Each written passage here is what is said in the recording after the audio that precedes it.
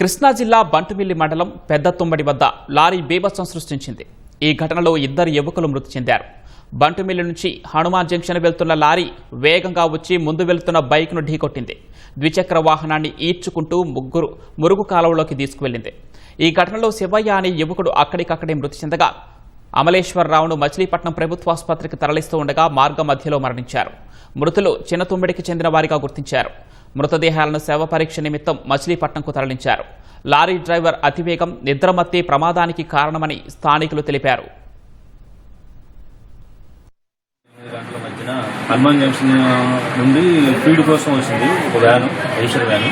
స్పీడ్గా రావడం వల్ల ఇటుగా చింతమూడి నుంచి బంటిమిల్లి మార్కెట్కి బయలుదేరారు 2 యువకులు, వేముల శివయ్య అట్లాగే కాగిత అమలేశ్వరరావు అని. ఇద్దరికి కూడా పెళ్లి కాలేదు.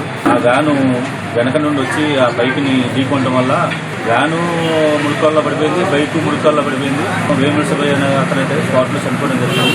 అమలేశ్వరరావు అని హాస్పిటల్ తీసుకెళ్లగా అత్తమూరు దగ్గరికి 10 కిలోమీటర్లు వెళ్ళగా అతను కూడా చనిపోయారు. ఇది చాలా దురదృష్టమైన సంఘటన. అది బ్రిటిష్ వాళ్ళ టైంలో వేసిన వంతెన, అది మురుకాల వంతెన. ఆ వంతెన చాలా శిథిలావస్థలో ఉంది.